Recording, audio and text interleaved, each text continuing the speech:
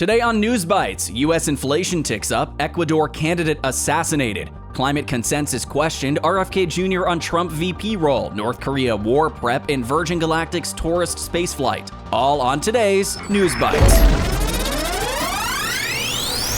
Okay, real quick, US inflation rose in July for the first time in a year. Consumer inflation rose 3.2% annually in July, which is up from 3% in June, but well below the 9.1% peak. In addition, service costs are still rising due to high wages amid labor shortages, and economists say that more progress is needed before the Fed pauses rate hikes. More hikes are expected in the future.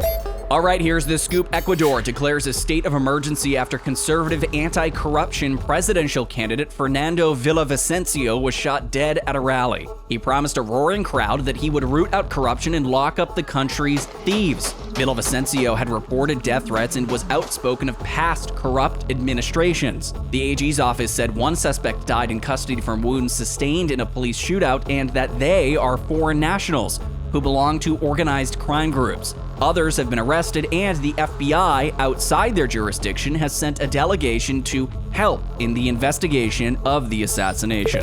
Okay, here we go. Check this out. Brazil's leftist president Lula says we need a new global governance to enforce climate change action and make sure that everyone complies. Watch. E é por isso, senhor, que o Brasil tem exigido uma nova governança mundial.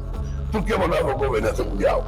Porque se você tirar uma decisão aqui em Belém sobre a questão do clima e não houver uma decisão de cumprimento, volta para o Estado Nacional e os congressos nem sempre aprovam.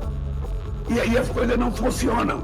Então nós precisamos ter uma governança global. A ONU precisa ser remodelada. A ONU não pode continuar com a mesma estrutura que ela foi criada em 1945.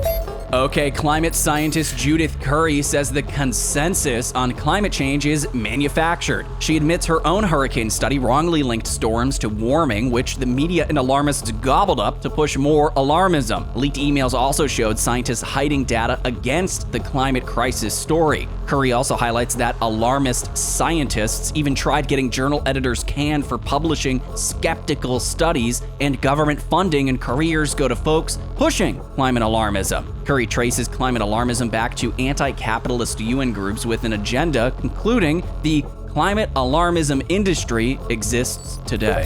All right, and in case you missed it yesterday, at an event, RFK Jr. responded directly to a question of whether or not the media rumors of him becoming Trump's VP were true. Take a listen. And can you definitively say you will never run on a ticket for the White House with Donald Trump? In my experience, a lot of the stuff that you read in the mainstream news and the corporate news is what I would call conspiracy theories.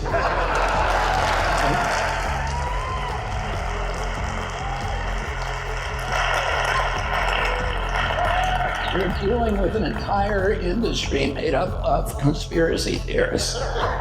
And in direct answer to your question, no, I will not be Donald Trump's vice president.